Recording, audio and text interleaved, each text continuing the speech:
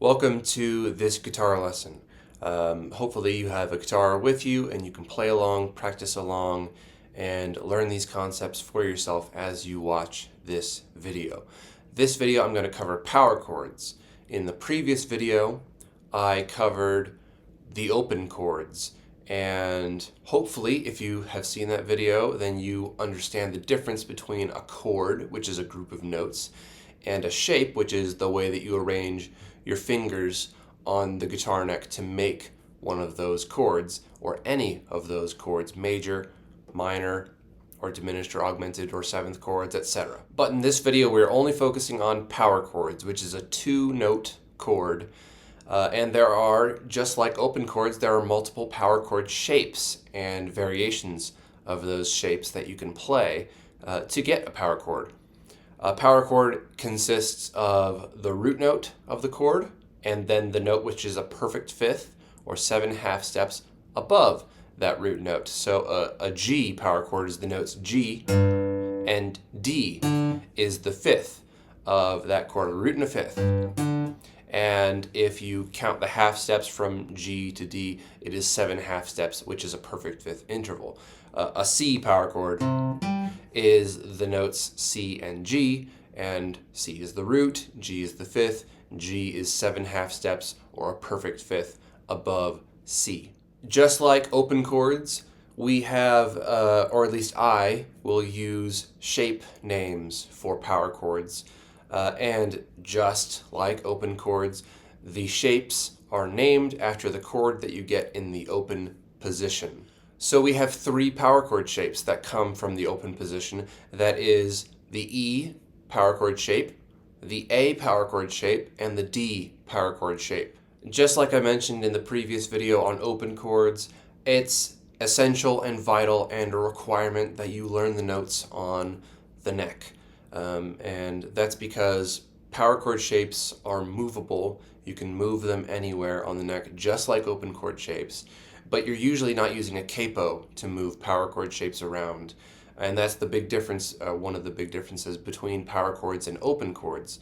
Power chords, for the most part, you're going to be playing, up here. Somewhere up where there's not open strings ringing. And in order for you to do that and play in a key with a band, you have to know what your notes are on the neck and what the root note of your chord is and what note is that in the scale and all the extra music theory stuff as well. All right, let's get to our very first power chord shape. This is the E power chord shape. It's, of course, based on the open E string. A general rule for power chords is from your root note, you will go 2 frets over and 1 string up. And of course, that is the upward direction because we're going up in pitch across the strings that way. So from our open E string, we go 2 frets over and 1 string up. And this note on the 2nd fret of the A string is the note B, which is a perfect fifth or 7 half steps above E, the root note of this chord. So we get 2 ways that we can play this. We can play it including the octave on the 2nd string, on the 2nd fret of the 4th string. That's also an E note up here, and below that is B, and then you have your open E string. You can play that including that octave note or not. So here's with the octave, and here's without the octave. It's just a different sound. And just like having different voicings of your cowboy chords and open chords and with a capo or without a capo, changing your voicings of a power chord will also change the sound of it as well. You will only be playing the strings that are indicated in the diagrams if a string does not have a dot on it on a fretted note or an open string note. Then you mute it. You do not want any other notes in a power chord other than the root and the fifth. So there's the open position for the E power chord shape. Now let's take that power chord shape and move it up to, say, the 2nd fret. So the 2nd fret of the E string is now our root note. That is either an F sharp or a G flat. Let's call it F sharp for the purposes of this video. So here's our F sharp on our 2nd fret of our E string. If we go 2 frets over and 1 string up, then we get a C sharp, which is, again, a perfect 5th above F sharp. It's 7 half steps. And of course, if we add the note which is right above on the same fret as that C sharp, we get another F sharp, which is the octave. Now I'll just get a close-up and show you what my fingers look like when I'm playing either the open position E power chord or a fretted E power chord.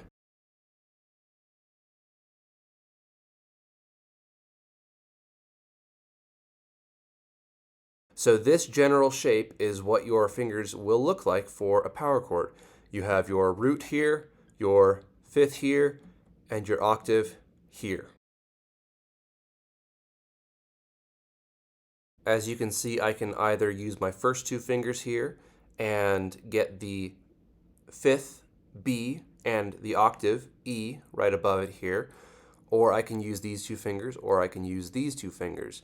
The reason why you might use these fingers versus these fingers depends on the chord you're playing before or after it. Say if you're playing a bunch of power chords like F, and then you want to play an E power chord right after it, it makes sense just to slide those 2 fingers down, and then you have your open string ringing here, and then you can go back to your F or back to your E or back to your F without changing your fingering from like this to this to this to this to this to this. That can be a little bit more confusing for your fingers to get at first, although that is one way that you can do it as well. Now let's move on to the A power chord shape. This one's a little bit different, but only a little bit different. The main difference is that the root note is on the open A string in the open position, but otherwise the hand position is exactly the same. And just like the E power chord shape, you can include the octave or not. Maybe you noticed that E is the 5th in the A power chord shape. And we also have an open E string down here. So why can't we include that open E string below the open A string? The reality is we can, and it sounds pretty cool. It really kind of thickens up the sound, and you might even call that an inversion of the power chord, where it inverts the root and the 5th. But the root is still the A string here. E is still the 5th, even though we can have it on an open string. So if you're keeping track, we have 4 different variations of the A power chord shape in the open position alone. We can have the standard, root position, if you want to think of it in inversion terms. You have the root position with the octave, the root position without the octave, and you can hear the difference between those, hopefully. I hope you can hear the difference between those. And then you have 2 more variations with the inversion of the open string, the 5th in the bass, with the octave and without the octave. Again, just a little bit of a different sound. Hopefully you can tell the difference. Of course, the same thing applies when we start to move this chord shape out of the open position and start to do it in fretted positions around the neck, such as the 2nd fret right here on the A string, which gives us B as our root note and F sharp as our 5th, and then of course B again on the G string, 4th fret, as our octave. So in the fretted position, we have those same 4 options, those same 4 voicings. Root position with the octave, root position without the octave, and then the inversion, which you can use your first finger to bar across those bottom two strings down here, inversion with the octave, and the inversion without the octave.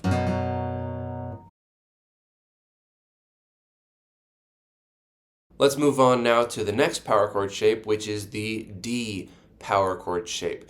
Of course, everything from the previous power chord shapes applies to this one as well, but there is one small difference to the D power chord shape compared to the A and the E power chord shapes, and I'll mention that here in just a second.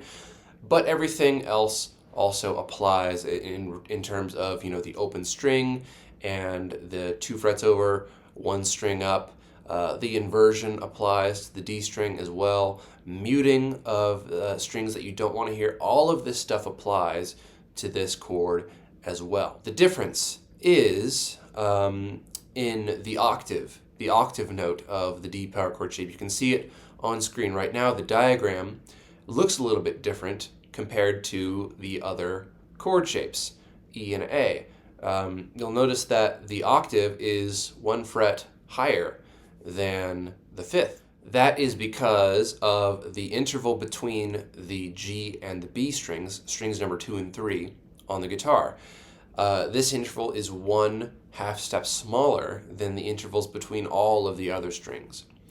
So as a result, all of the intervals are spread apart by 1/2 step compared to all of the others. So our D power chord shape in the open position, the open D string is your root, and then 2 frets over, 1 string up, gives you A, the 5th of the chord, and then 1 fret over and 1 string up gives you the octave D on the 3rd fret of the B string. And of course you mute the high E string, you mute the lower strings as well. And you know, you can find different ways of doing that. I'll use my thumb usually to wrap over the top to mute those bottom strings. And you can only hear, and the bottom strings and the top string, they're all completely muted. Again, we have the root position with the octave, the root position without the octave, which of course eliminates the weirdness of that extra 1/2 step between the G and the B strings. Then we also have the inversion, including the open A string, because A is the 5th of the D chord, so we can include that with the octave in the inversion and without the octave in the inversion as well with the open A string. Same thing applies again when we go to fretted position. If we go to the 2nd fret of the D string, this is the note E, and then a perfect 5th. We've already figured this out earlier, the very first chord in this video. B is the 5th, 2 frets over, 1 string up, and then the octave, which is where your pinky comes in here. Your 4th finger goes 1 fret higher to get the octave E on the 5th fret of the B string, the 2nd string. That's where E is. And we can do that in the fretted position with the octave, without the octave, in the inversion with the octave, and again with a bar on my 1st finger there. And see how I'm muting this differently now, using my 2nd finger to touch the open E string to keep that muted here. But this is the inversion with the octave, with that bar on that 1st finger, and then without the octave, with that bar including the A string as well. Now really quickly, let me just include another close-up of my fingers with this D chord shape, just because it is slightly different with that extra fret on the B string up there for the octave. Let me show that real quick. This position right here is actually how I will play a D chord whenever I have to play a D chord in a song.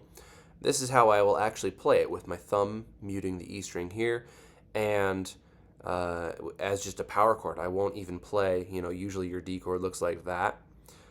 with the extra F sharp up here on the 2nd fret, but I don't care about that. I'll just always be playing it as a power chord when I'm playing a D chord, and this is how I do that with either these 2 fingers, or sometimes I'll do it with these 2 fingers where I'm not using my 2nd finger at all. And that just depends on the song, depends on the chord that I'm playing before or after, which fingering I use. Sometimes I'll even play it with those 2 fingers over here if I'm moving between open and fretted positions really quickly like that. Okay, we have one final power chord shape that we can use on the guitar. And for this one, we're going to do something that maybe you've never done before.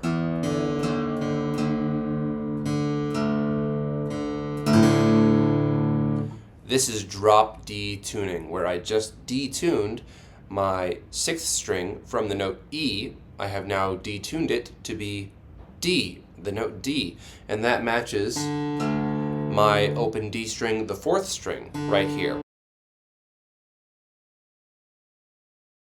What this does is it creates a very special and very useful and very easy to play power chord shape on the bottom 3 strings. This is related to the D power chord shape, which we just learned just a second ago.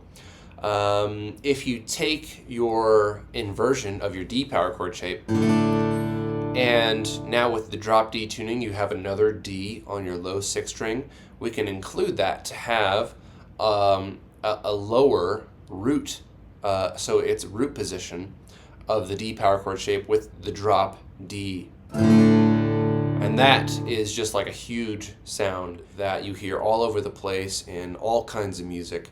Rock music or pop music. You can use it in worship music. I do use it in worship music from time to time. Although I'm not in drop D a lot when I'm playing in the worship band, I do tune to drop D every once in a while, and for this reason, so I can get that low D string and get my big fat root position D power chord. Of course, drop D tuning changes many things about how you play other chords other than power chords. It changes how you play a G chord and an E chord and all of your other cowboy chords that include the low E string. We're not worried about that right now. I'm just talking about the power chord shape. So we have a huge 5-string power chord shape in the root position here. And of course we can do that sound in the open position or in the fretted positions here. And you have a bar here going across the bottom 3 strings, and you have your fingers 3 and 4 getting the 5th and the octave up here.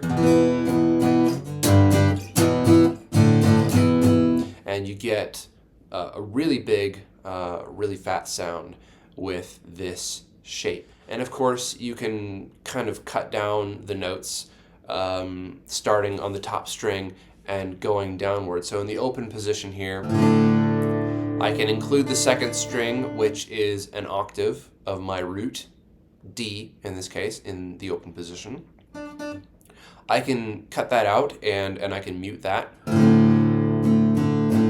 And then the highest note that I'm playing is this 2nd fret right here, which that finger is playing that A note, the 5th, and it's also muting those 2 strings right above it as well.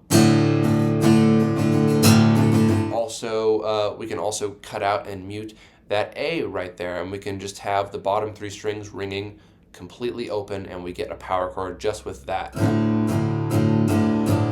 So you can see I'm not using my hands to play any note. I'm just using these fingers here on this hand to mute those top 3 strings right there, so I don't get any sound out of them. I'm only playing the open bottom 3 strings.